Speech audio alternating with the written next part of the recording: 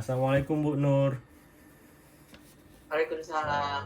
Baik Ibu, terima kasih waktunya telah disediakan untuk saya boleh mewawancarai Ibu dari tugas CGP saya. Sebelumnya saya izin untuk merekam ya Ibu Nur ya. Ya, Iya. silahkan. Ibu, saya mau mengkonfirmasi dulu untuk Ibu Nur menjabat atau bekerja sebagai kepala sekolah di sekolah mana ya Bu? Di SMA Negeri 8 sama Dinda. Baik, terima kasih Ibu. Ibu, saya izin mulai masuk ke dalam pertanyaannya Ibu. Eh, untuk yang Ya. pertama, selama ini Ibu dalam menjalankan tugas, bagaimana Ibu dapat mengidentifikasi Ibu dalam kasus-kasus yang merupakan dilema etika ataupun bujukan moral Ibu? Iya, memang itu yang tidak mudah ya. Iya Bu, benar. Kita biasanya ada aturan, terus kemudian ada juga hal-hal lain yang kadang itu memang dari segi aturan salah gitu, tetapi mau Baik, tidak mau kita juga harus melakukan itu. Sifatnya begini, biasanya kalau ibu menghadapi dilema yang seperti itu, ibu tetap berpegang kepada aturan. baik. Maksudnya begini, pemikiran ibu tidak hanya pada saat memang ada konsekuensinya ya. Iya, Kita umumnya tidak disukain orang, betul Ibu. umumnya ada hal-hal lain lah yang mengimbas situ, yang ada dampak dari itu. Iya, Tetapi prinsip ibu melihatnya lebih ke depannya, lebih ke depannya. Karena prinsip itu kalau satu kali kita lemah pada saat menghadapi itu, maka kita akan lemah seterusnya iya, gitu. Jadi betul. kalau kita kita pegang prinsip itu, kita pilih yang benar, maka insya Allah kedepannya kita akan tidak terlalu banyak mendapatkan itu. Iya, Sekali kita memberi celah kepada satu orang, maka orang lain melihat dan orang lain akan banyak datang untuk memposisikan kita pada itu. baik Bu, baik. Seperti itu. Oke, terima kasih Ibu. Nah, jadi untuk selama ini Ibu dalam menjalankan pengambilan keputusan di sekolah, Ibu terutama kasus-kasus di mana ada dua kepentingan yang sama-sama benar Ibu nilainya ya. Ada nilai sama-sama benar, di mana ada kedua kepentingan yang sama-sama benar ini mengandung nilai kebijakan yang sama. Pengambilan keputusan dari Ibu ini mementingkan lebih kepada bagian mananya Ibu? Ketika ada dua-dua masalah yang punya nilai kebajikan yang benar Ibu. Hmm. Kalau dua hal itu sama-sama benar, maka ibu akan cenderung mengambil keputusan terhadap sesuatu yang akan namanya ibu akan memilih A Iya. apabila B itu memberikan dampak negatif yang lebih rendah, Oke, lebih baik kecil Ibu. gitu ya. Kalau Betul. seandainya di A yang ibu akan memilih B, ternyata itu akan berdampak negatif terhadap lebih rendah, maka ibu akan memilih B.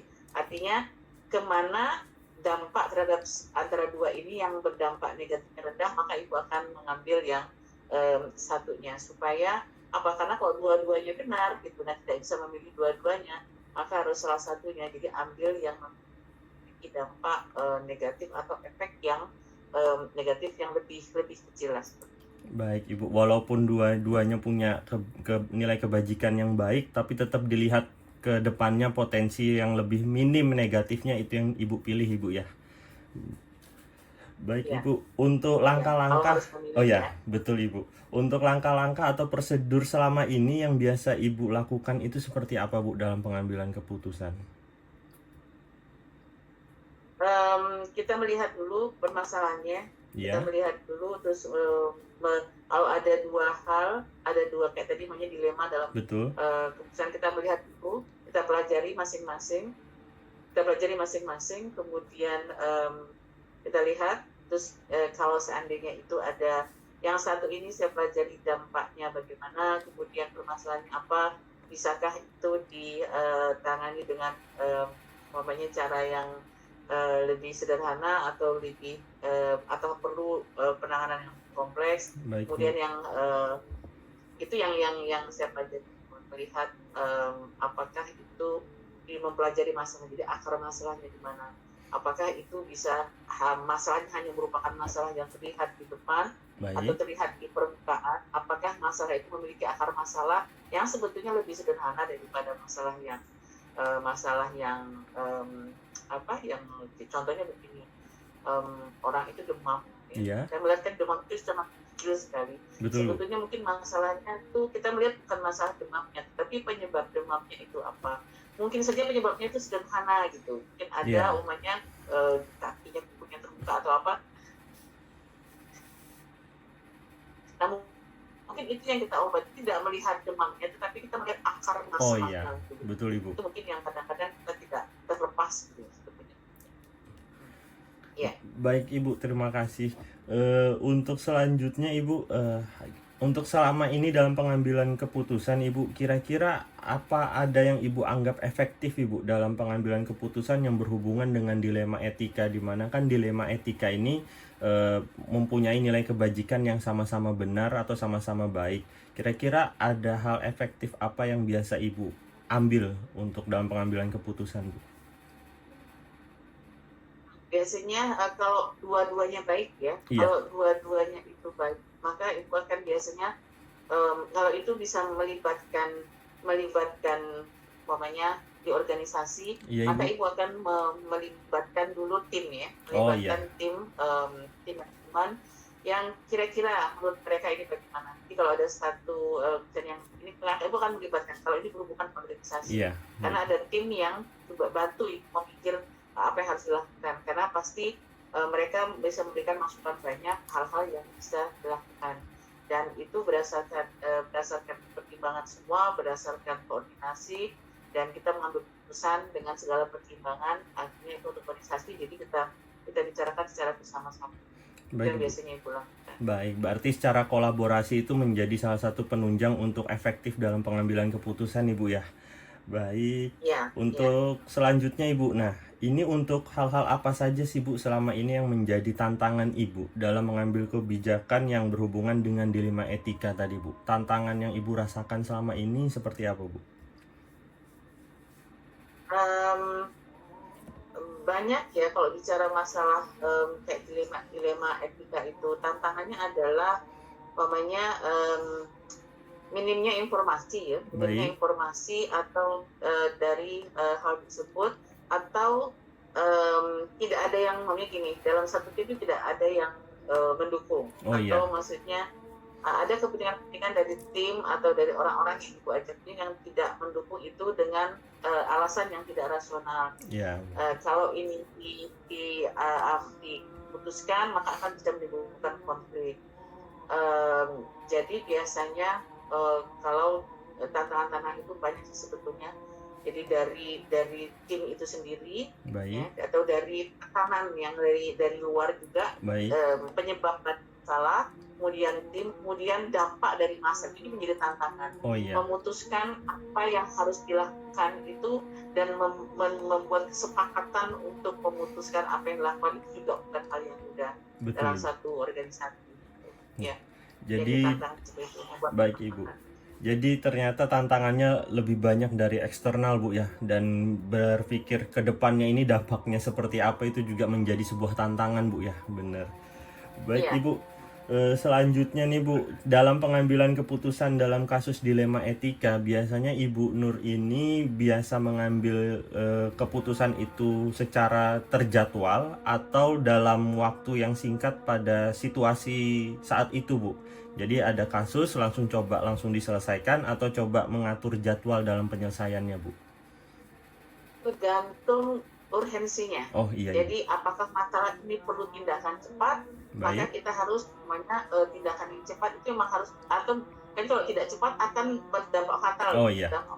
Jadi itu harus melakukan mengambil keputusan cepat. Kalau memang ini masih bisa ditolerir dalam segi waktu, maka kita akan melihat dulu, mempelajari dulu, dan Iya. kita perlu waktu. Kemudian kita akan menetapkan melalui satu prosedur. Kalau memang itu tidak menuntut kita dalam keadaan darurat, gitu. Betul. Jadi ada kalanya kita memutuskan dalam keadaan darurat yang tidak harus segera gitu memutuskan.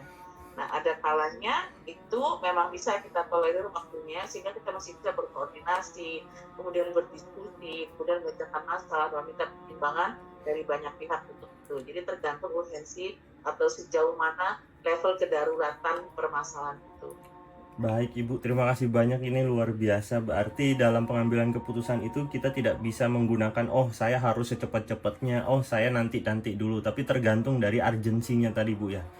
Ya, urgent atau tidaknya. Oke, terima kasih banyak Ibu. Selanjutnya Bu, dalam pengambilan keputusan dalam kasus-kasus dilema etika ini, apakah selama ini Ibu ada seseorang atau faktor-faktor apa yang menjadikan Ibu lebih mudah dalam pengambilan keputusan? Apakah ada tim atau apakah ada sosok wakil atau seperti apa Bu? Ya, pada segi organisasi kita tidak bisa lepas, tidak bisa melakukan apa itu sendiri. Baik Bu. Karena kita perlu tim, setidak-tidaknya mungkin dukungan. Walaupun itu istilahnya keputusan itu kita ide dari seorang pimpinan, tapi kita perlu dukungan. Apakah mereka setuju tidak? Walaupun kita punya ide katakanlah cemerlang, Iya, tapi tidak didukung oleh tim, itu juga tidak bisa mulus-mulus karena akan berdampak yang akan ada ada efeknya ke iya. belakang. Jadi tidak bisa melakukan. Jadi dukungan tim, kerjasama yang solid itu merupakan hal yang sangat penting dalam pengambilan keputusan. Ya, Baik Ibu, gitu. Karena berarti kita akan bertanggung jawab bersama kan. iya, makasih Ibu. Berarti ternyata selama ini Ibu tetap dalam artian pengambilan keputusan ini ternyata lebih dipermudah ketika itu berhubungan dalam organisasi, ya maka harus tim tadi yang bisa membantu Ibu dalam mempermudah dalam pengambilan keputusan. Ibu, ini yang terakhir Bu Nur. Eh, dari apa yang Ibu sudah sampaikan tadi itu kan menjadi ilmu bagi saya, terutama saya yang lagi dalam pembelajaran guru penggerak ini. Apa yang bisa Ibu sharing kepada saya, pembelajaran apa yang bisa saya petik dan Ibu petik dari apa yang kita bahas tadi yang bisa menjadi modal saya ke depannya dalam pengambilan keputusan, terutama yang berhubungan dengan dilema etika, Bu. Sukses Mas Yati ya. Iya. Baik Ibu, ada nggak kiat-kiat dalam pengambilan keputusan itu yang mempunyai ciri khas khusus sebagai seorang pemimpin, Bu? Ya, unsur karakter atau apa watak seorang pemimpin juga yang masih bisa lepas ya. Iya Ibu. Biasanya ada yang orang yang memang tipenya yang dia lebih kalem, ada tipenya yang memang dia lebih harus cepat gitu ada.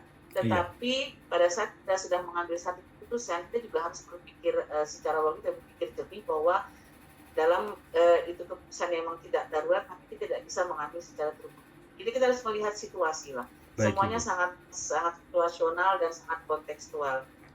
Kita pelajari. Apakah kita harus bisa menentukan dulu apakah keputusan ini harus diambil segera atau tidak. Jadi apa ya? Kita tahu permasalahannya apa. Jadi harus memahami dulu masalahnya apa. Baik Bu. Artinya tidak tiba-tiba kita kemudian melihat itu kemudian kita langsung ambil keputusan. Baik, Belum tentu yang betul. kita katakanlah ada satu ini kita langsung memberikan kita harus ini. Ternyata bukan itu masalahnya. Oh Jadi iya, kita harus berhati-hati, harus mendengar dari banyak sisi. Jadi apa permasalahannya harus menggali, harus mau bertanya, itu yang penting. Jadi tidak bisa kita hanya melihat mengamati contohnya begini, kita menentukan ada orang itu katakanlah suami istri, kemudian kita baik Bu. melihat suaminya mengangkat barang, kemudian kita bilang istrinya yang mengangkat barang, suaminya tidak mengangkat barang itu, kemudian kita bilang suaminya itu terlalu ya, maksudnya istrinya yang mengangkat. Kita Baik, tidak tahu, mungkin saja suami tangannya habis patah baik betul Ibu. kita kan tidak tahu, Betul kita Ibu. tidak memahami, kita harus memahami dulu, kita harus kalau emang kita pertanyakan, tidak bisa kita langsung mengambil keputusan atas sesuatu yang kita berdasarkan asumsi, Baik harus Ibu. berdasarkan informasi yang jelas. Baik Ibu. Terima kasih Ibu atas semua penyampaian yang Ibu paparkan tadi, luar biasa menjadikan ilmu tambahan bagi saya dalam pengambilan keputusan, di mana menjadi seorang pemimpin ini tidak hanya sekedar mengambil keputusan tapi banyak hal yang harus kita pertimbangkan Bu ya. Dari berbagai faktor tadi yang Ibu sampaikan, bahwa jangan terlalu terburu-buru, juga jangan terlalu mengambil keputusan itu terlalu lama, tapi lihat urgensi dan lihat bagaimana latar belakang permasalahan tersebut. Terima kasih Ibu Bu Nur atas waktunya. Saya mengakhiri wawancara ini dan saya berdoa semoga Ibu selalu sehat, Ibu selalu sukses, Amin, amin, dan semoga saya bisa amin, mengikuti jejak-jejak suksesan Ibu. Amin. Terima kasih Ibu. Assalamualaikum amin. warahmatullahi Ya, wabarakatuh.